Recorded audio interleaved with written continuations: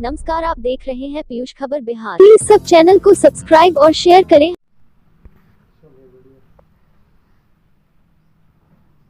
नमस्कार, मैं प्रदीप कुमार हूं और अभी लोकसभा के चुनाव की जो दौड़ चल गई है, पूरे देश में लोकसभा का चुनाव होने जा रहा है और बिहार में भी इसी प्रकार से अपने चुनावी दौरे के लेकर के लोग अपने अपने उम्मीदवारी पेश करने के लिए जा रहे हैं और अभी बहुत ही सुलझे हुए सामाजिक एवं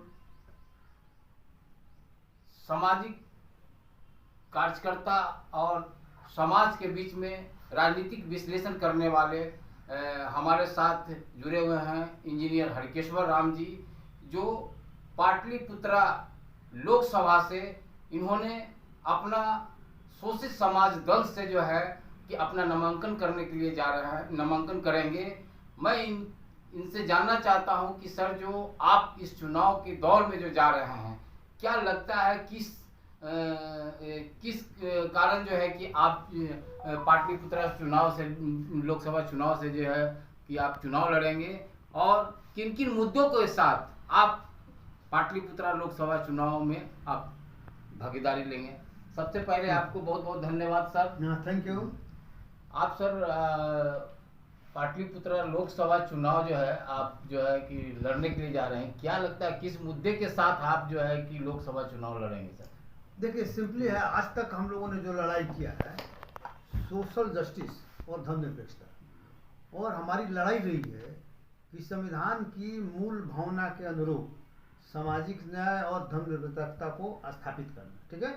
और क्योंकि सारी पार्टियां, सारे गठबंधन सामाजिक न्याय और धर्मनिरपेक्षता से डिरेल हो चुकी है, उसके रास्ते पर लाने के लिए जरूरी है कि मान लीजिए कि इस मुद्दे को हाईलाइटेड किया जाए और लोगों के बीच बताया जाए कि धर्मनिरपेक्षता को कैसे सब संगठन मिलकर खत्म कर रहा है और सोशल जस्टिस के विरुद्ध किस तरह से काम हो रहा है। तो ये लोगों के बीच जाकर ये बताने का काम मान लीजिए कि होगा कि भाई देखो, ये दोनों गठबंधन जो है ना, समाज हित में नहीं है, समाज के विरोध में है, देश हित में नहीं है, और जो समाज के हित में नहीं है, देश के हित में भी नहीं होगा। इसी बिंदु को लेकर हम लोग आएंगे और सोशल जस्टिस के परिभाषा को बताएंगे और धर्मनिरपेक्षता की परिभाषा को बताएंगे और संविधान के मंशा के अनुरूप मान लीजिए क्या परिभाषा, मान लीजिए संविधान क्या चाहता है और ये लोग क्या उल्टा कर रहा है। इन्हीं बातों को मान लीजिए पब्लिक के बीच में हम लोग ले जाएंगे और हमारा एजेंडा मूल रूप से यही है। क्या लगता है सर, किस मुद्दे के साथ आप जो है कि उस चुनाव तो लड़ेंगे ही वहाँ पे, और जो आप मुद्दा लेकर के जाएंगे समाज को, क्या आपकी बातों को उतनी समाज जो है ग्रहण कर पाएंगे कि जिस मुद्दे को लेकर के आपने जा रहे हैं, जो सामाजिक जो अभी जो चल रहा है, जो राजनीतिक में जो उथल पुथल चल रही है, जो समस्याएं हैं, जो जिस तरह से लोग होर मचाए हुए कि मेरा जो है पार्टी जो है जीते, मेरा पार्टी जीते, और समाज के प्रति कोई किसी को चिंता नहीं रहता है, और आप उस मिशन को लेकर के आप वहाँ तक चल रहे हैं। आपका मेन विजन और मिशन है कि हम समाज के लोगों को जागरूक करने का एक ये है। क्या लगता है किस तरह का? देखिए, आपका कहना सही है कि अभी जो है ना सोशल जस्टिस का एजेंडा या धर्म निरपेक्षता का एजेंडा, गरीबों का मालिक का एजेंडा, ये बेपटरी हो चुका है। जो पटरी से बेपटरी आइन ही लोगों ने किया है, ठीक है। तो बेपटरी हुए मान लीजिए कि जो सोशल जस्टिस है उसको पटरी पर लाने के लिए ज़्यादा मेहनत करने की जरूरत पड़ेगा और ये दूसरे के बस का चीज़ नहीं। जब इसको दुरुस्त कोई करेगा तो यहाँ के आम मतदाता ही करेगा, यहाँ की जनता ही करेगी, और नेताओं के बस का चीज़ ये नहीं रहा। क्योंकि जब मतदाता खड़े हो जाएंगे, जब आम जनता खड़ी हो जाएगी, तो निश्चित रूप से विकल्प खड़ा हो जाएगा और रास्ता निकल जाएगा, और उसी रास्ता की तलाश में किसी न किसी को तो उसकी शुरुआत करनी पड़ेगी। इसीलिए मैंने इसकी शुरुआत किया है, और चूँकि पॉलिटिकल क्षेत्र में इसका ज़्यादा प्रभाव पड़ता है। अभी तक तो मैं सामाजिक क्षेत्र में काम कर रहा था, बहुत से लोग इस मुद्दा पर अब आए भी हैं, समझने भी लगे हैं, लेकिन पॉलिटिकल क्षेत्र में जैसे ही मान लेके जाएगा तो उसका ज़्यादा असर पड़ेगा। और दूसरा बात ये है कि हमने सामान्य सीट से ही लड़ने का, आपने कहा कि भाई पाटलिपुत्रा ही किया, तो चूँकि सामान्य सीट है और मैं शेड्यूल कास्ट का मान लीजिए कि हूँ सदस्य हूँ, तो चूँकि आप देखेंगे कि अभी जो जातीय गणना हुआ तो जातीय गणना में 20% शेड्यूल कास्ट का मान लीजिए कि पॉपुलेशन आया, तो 20% के हिसाब से 40 में कितना सीट चाहिए शेड्यूल कास्ट का? 8 सीट चाहिए, ठीक है। और रिजर्व कितना है? 6 सीट। तो 2 सीट जो लॉस हो रहा है इस चुनाव में, तो भरपाई होने से रहा। और कोई पार्टी दलितों की हितैषी नहीं है कि जो 2 एक्स्ट्रा सीट अपने पार्टी कैंडिडेट को इस शेड्यूल कास्ट में लड़ा है।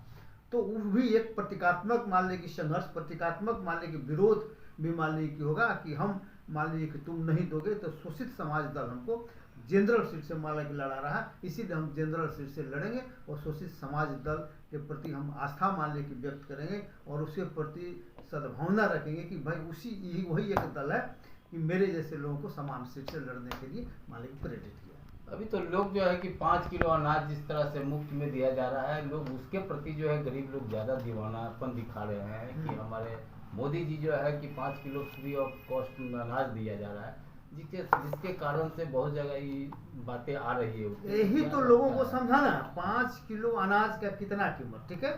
और मोदी जी आपको कहाँ से दे रहे हैं?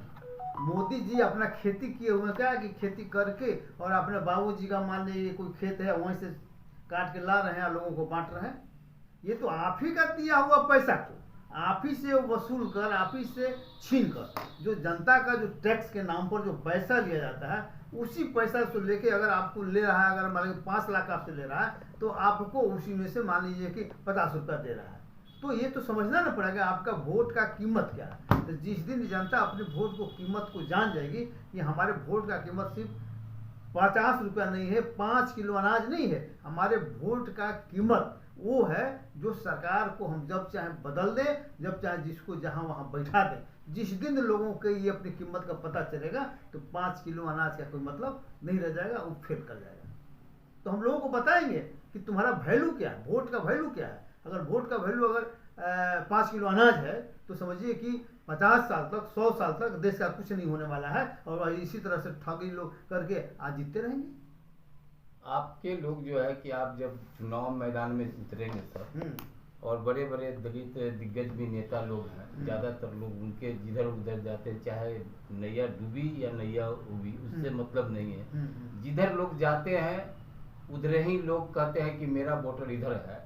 तो ऐसा क्या कंसेप्ट है कि और आप किस तरह से उसको मोबिलाइज कर करके अपनी ओर या शोषित समाज दल की तरफ जो है कि आप नहीं देखिए दिक्कत अभी तक क्या होता है कि चूंकि आंदोलनात्मक कोई बात हो नहीं रहा है, तो आंदोलन जब नहीं होगा तो जो जहाँ है वही रहेगा और जाति के आधार पर जो सबसे बड़ा लीडर दिखलाई देगा उसी के पीछे लंबन होता है। ये मान लीजिए कि नेचुरल थ्योरी है। तो हम आंदोलन के रास्ते ले जाना चाहते हैं। जब आंदोलन के रास्ते ले जाएंगे ना तो लोग जो खिसा पीटा मान लीजिए जो दिमाग में माइंड सेट बनाए हुए उसके विरुद्ध जाएगा। और निश्चित रूप से क्योंकि आंदोलन की बात हम ही चला रहे हैं और एजेंडा की बात हम चला रहे हैं, दूसरे लोग सिर्फ जात के नाम पर वोट लेना चाहता है, लोगों को ठगना चाहता है। हम सिर्फ एजेंडा को आगे बढ़ाना चाहते हैं और एजेंडा को चाहते हैं, उस एजेंडा पर आप सहमत हो जाएं, उस एजेंडा को आप आगे बढ़ाइए, समाज का कल्याण उसी में होगा। इसलिए आज नकल है, निश्चित रूप से लोगों का समर्थन हमें मिलेगा और जो जाति के नाम पर लोग दूसरे को सपोर्ट करता है वो फेल हो जाएगा। क्या लगता है जिस तरह से आप भी बोले कि जो ठगने का काम करता है वोट, आप भी जीतेंगे तो आप ठगने का काम नहीं करेंगे? नहीं ना, हम तो एजेंडा पर जा रहे हैं ना, हम एजेंडा पर जा रहे हैं। हम मान लीजिए कि पैसा खर्च करके चुनाव नहीं लड़ने जा रहे हैं। हम मान लें कि 8 करोड़ 10 करोड़ दे के किसी को टिकट प्राप्त नहीं कर रहे हैं। तो बताइए जो 8 करोड़ 10 करोड़ पैसा दे के टिकट कर देगा तो बेईमानी ही करेगा ना। हम वो नहीं करने जा रहे हैं। हमको तो सिर्फ जनता के बीच जाना है और जनता अगर सपोर्ट करेगी तो जितना, नहीं करेगी तो नहीं करेंगे। जनता के बीच हम लड़ाई लड़ते रहेंगे। मैंने एजेंडा को स्थापित करेंगे और एजेंडा का स्थापित करना मेरा काम रहेगा। मूल माल मालक यही है।